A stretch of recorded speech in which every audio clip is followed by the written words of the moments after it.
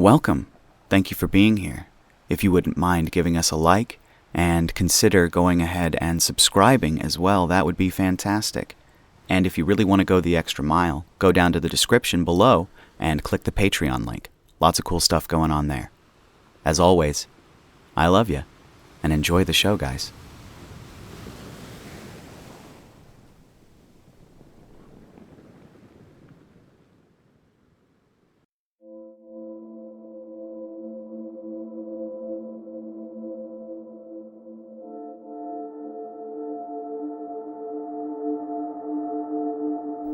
Beast, a story by user Jake the Snake Bake Cake. Chapter 12. As his sleek form walked the halls, instincts began to trigger. For some reason, his primal subconscious was sensing danger. Kethal Trohan had gone far in life heeding that ancient warning. All in the warrior caste of his species had the ability to infer danger, which was honed through years of training starting at adolescence, and through maturation as an adult. The culture was steeped in respect as well as practicality. If all could truly understand the danger before them, the honor of ones who faced it would be recognized in greater clarity. Thus was the way of the claw and sword. There was no honor in facing this danger now, though, and it continued to grow with each passing corner. The Rulla had passed information to several Gemend messengers, and those were likely already preparing themselves for warp jump.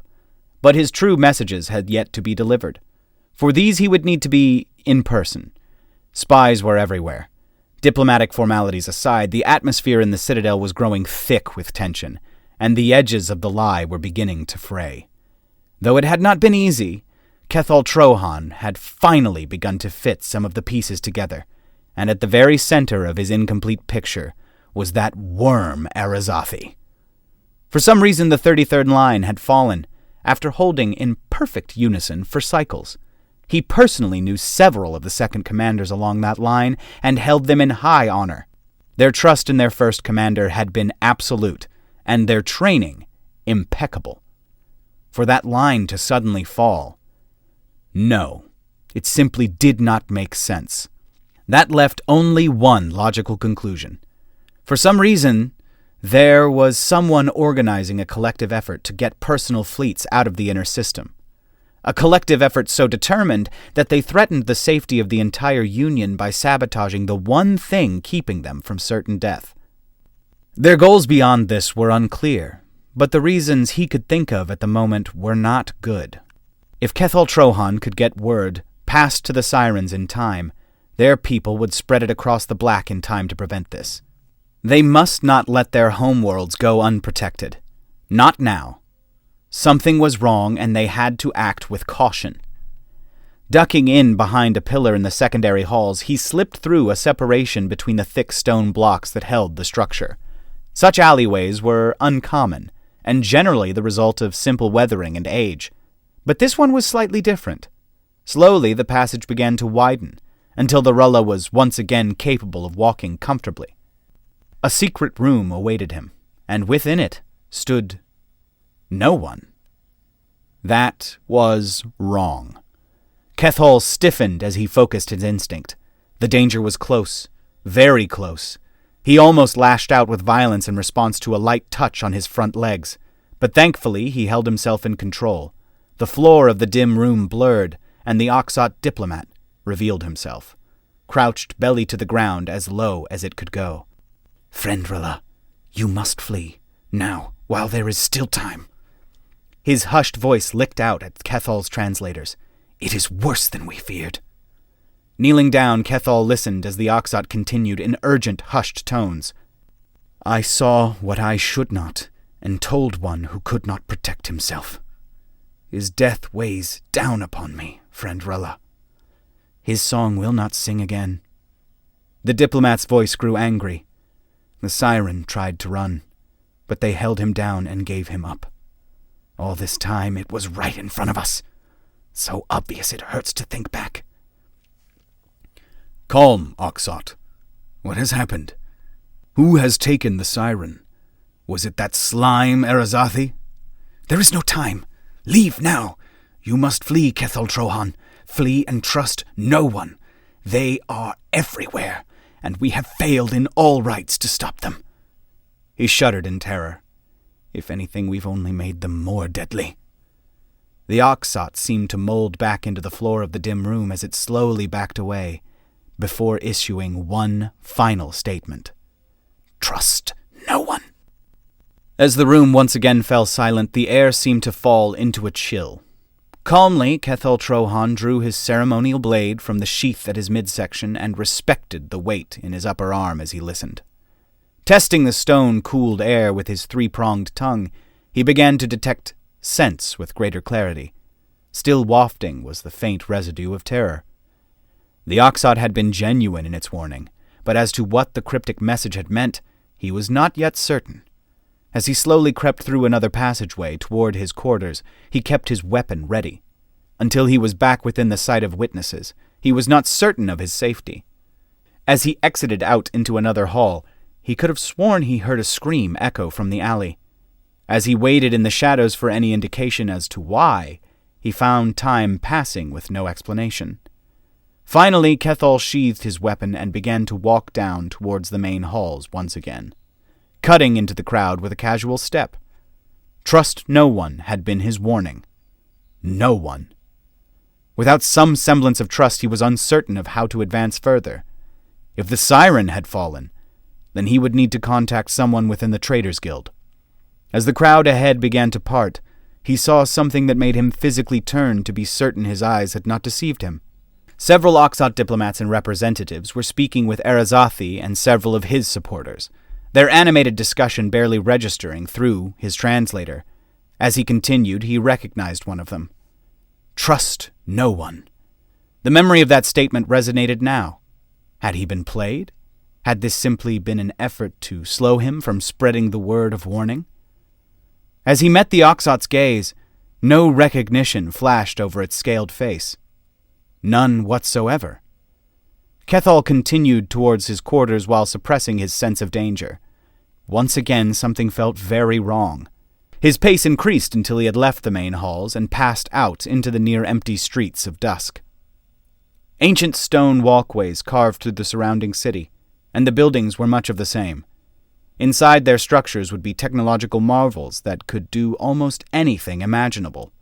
But outside, in the setting light of the blue star, the Rulla could almost imagine things were as they had been before the Union. He often wondered what life must be like to an undiscovered species. But now there were likely none left in the galaxy.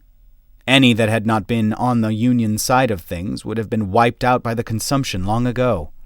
What worlds they possessed, reduced to dust and fragments.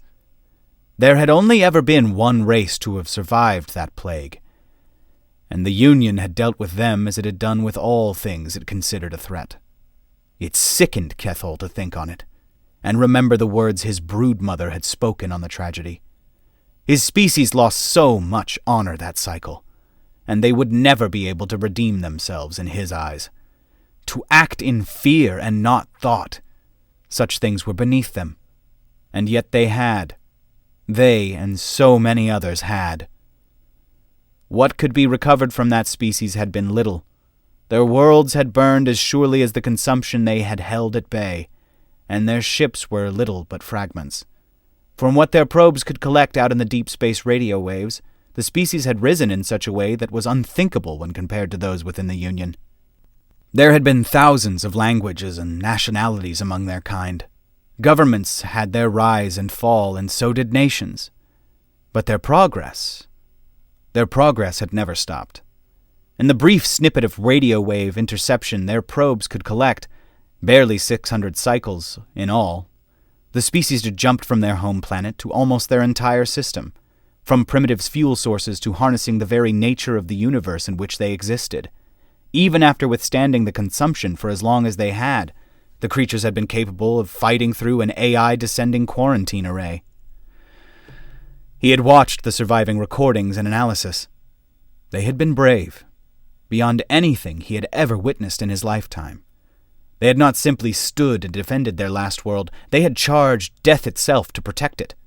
Even when the combined armies of almost every species in the Union had come upon them, they had defended their home world fearlessly, hopelessly. Such honor had been rewarded with genocide. No, for their participation, the Rulla would never be redeemed. No matter what others said or did, his kind remembered, and it pained them. Every cycle until the void had consumed all else, they would regret.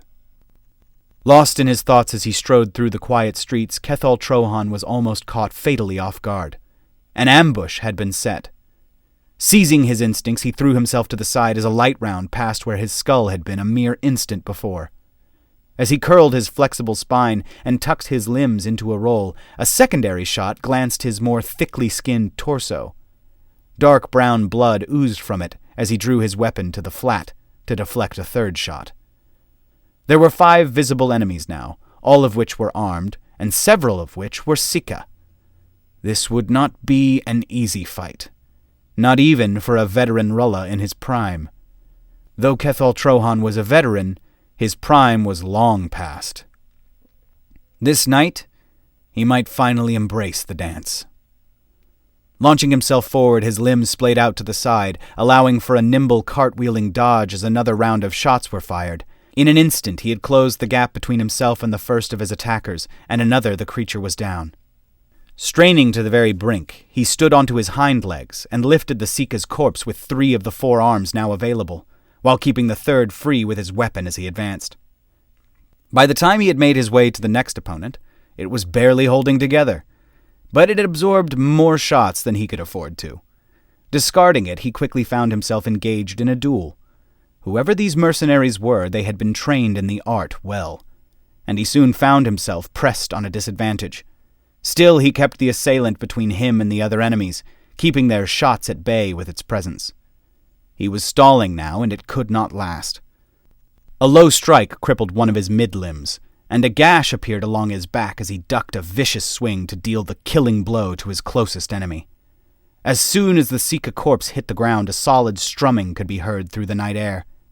That was when he felt the impact of certain death.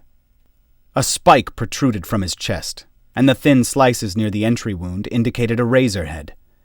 In disbelief, Kethal Trohan raised his head to see what he already knew would be waiting.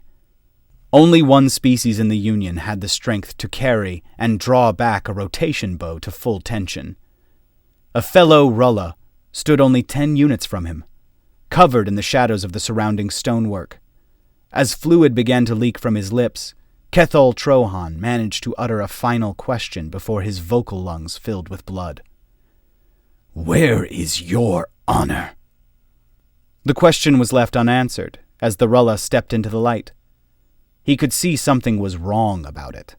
The way its legs moved were too mechanical, and its middle arm seemed to hover in an uncomfortable manner between steps. As it came closer, Kethal Trohan would see the dull sheen in its eyes polished by the starlight above. The Rulla was his kin no longer. As the red began to close over him, he felt his heart begin to beat in an accelerating pulse. His blood began to flow faster and faster, and his wounds became tight with pressure as his outer layer solidified with the colors of dying cells and sinking scales. It was finally time to dance with death. On the trade ship, Chikorob couldn't sleep. His well-earned rotations off had begun, and yet he still couldn't bring his mind to rest. The vibrations kept bringing him back to alert. Matters weren't helped by the fact that he could only sleep on his claws. He had tried to muffle them with extra clothing, but he still recognized the sounds as unfamiliar, and it bothered him. His intensified sense of touch was beginning to be more of a curse than an asset, and his mind was growing foggy. This was the 3rd sleep rotation he felt the strange sensation, and it was pushing him into madness. The Oxot rose to his hind legs and stretched his tail for balance as he moved around the cabin, quietly, as to not disturb any of the other engineers in the bunks. Flexing his tendons, he muffled his claws to be more pliable as he moved into the halls. No sleep would come until the mind could be put back at ease, and at this point he would be willing to go on an outwalk to get to the bottom of it. Exhaustion was slowly breaking him down. For an Oxot, sleep was something different than for most species. Oxots were one of the rare few species that had vivid dreams during their periods of unconscious recovery. Even rarer still was the trait for such things to slip into their waking minds during exhaustion. Chikorob was more than aware of the hallucinations that had begun to swirl around him, their distractions tantalizing, distracting, and sometimes horrific. Shadows flickered where there was no darkness, and passageways seemed to bend on forever when his eyes lifted from the floor. The halls were wide and slightly rounded as they domed off at their ceilings. Siren ships were always like this, so their songs would travel and echo. Unlike many species, most of their communication was still done individually, and not often by broadcast. Chikorob had always enjoyed the architecture, far more than the aggressive alternatives. Now, though, their curved nature seemed to bend back and forth, as though the ship was filling its lungs, only to release them in time with his steps. Carrying on past the halls that would take him to the bridge or to the medical bay, he continued down towards the tail end, and began to take the ramps down into the belly of the vessel. Lighting was dimmed here when crew were not on rotation duty, and it was generally used for extra storage.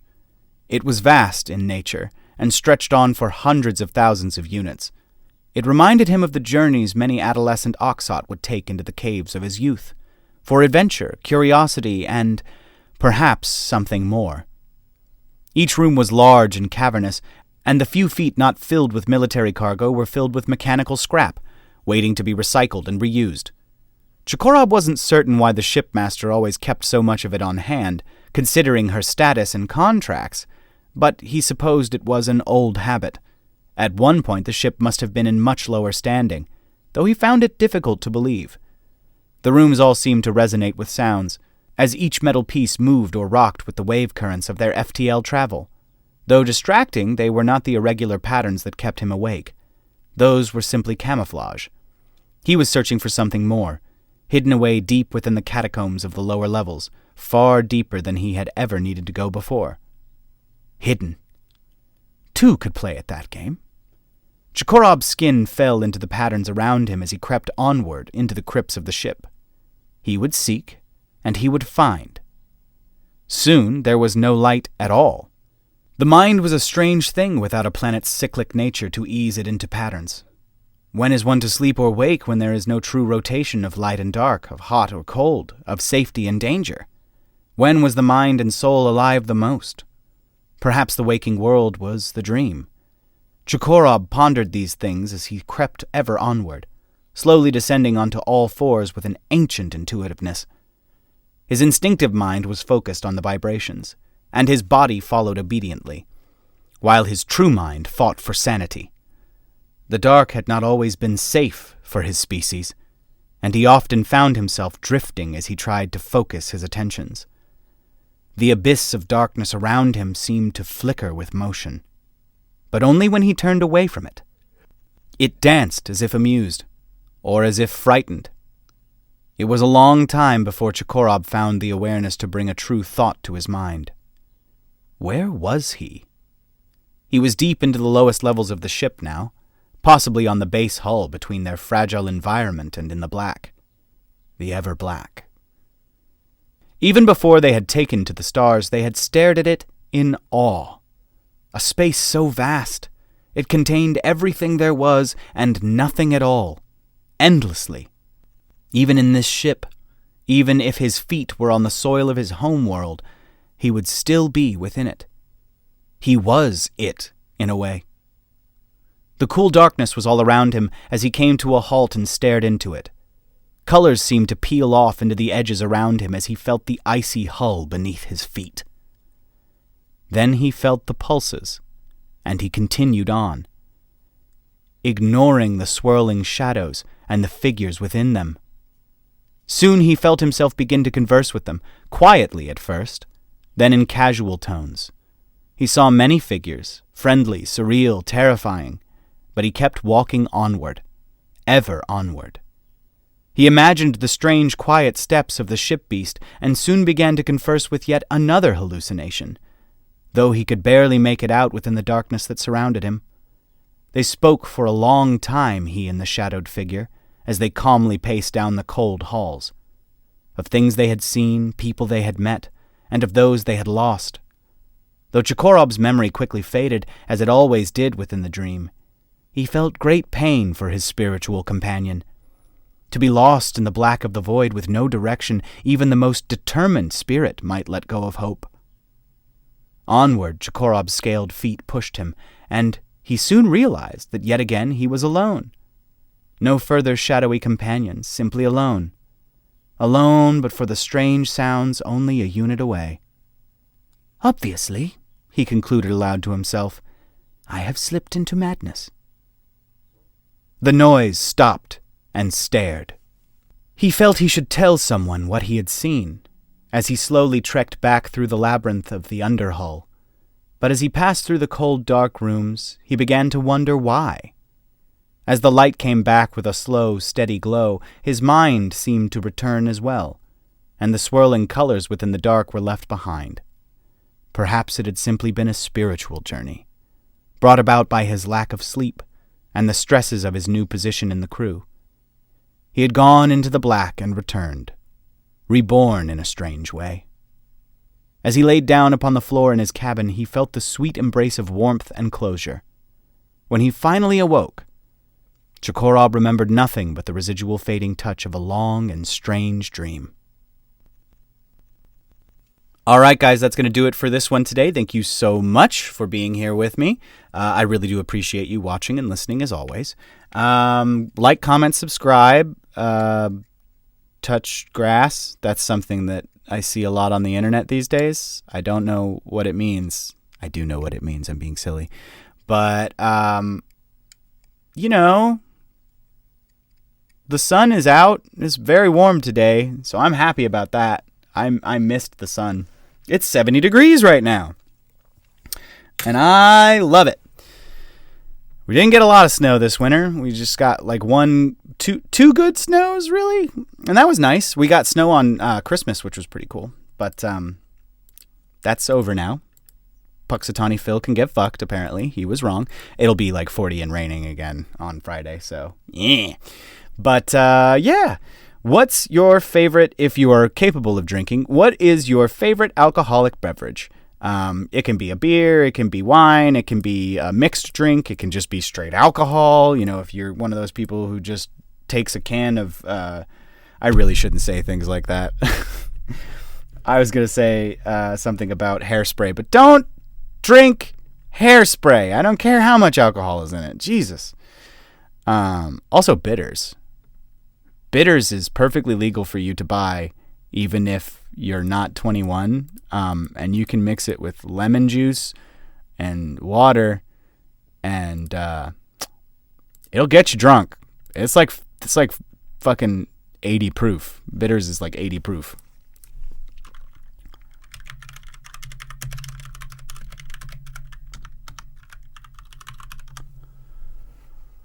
%45 alcohol. It's 70. It's fucking 90 proof.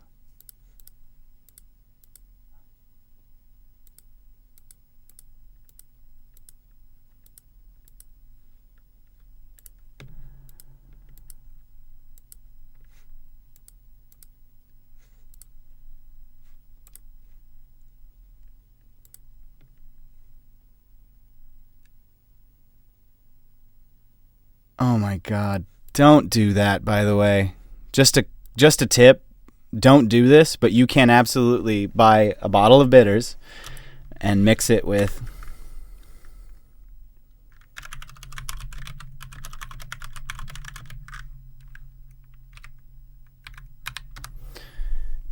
do.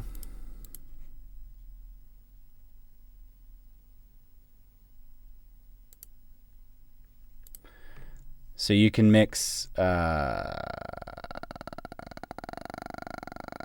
that sounds so good. I love Sazeracs. They're fucking delicious. Don't drink 80% alcohol. Freedom, no. My days of drinking that kind of shit are way, way, way behind me. I did not like being blackout drunk, so I don't do that anymore. But anyway, guys, thank you so much for being here. Like, comment, subscribe. Go to the description below. Hit the Patreon link. There's lots of fun stuff happening. We've got a huge backlog of stuff, including Death Worlders and other things. So there will be plenty of things for you to get to early over there. You just have to be, I think it's either a $3 or a $10 patron. I don't remember. I think it's $3 just because I wanted something to be good about that tier. So thank you guys. As always, I love you. And I will talk to you later.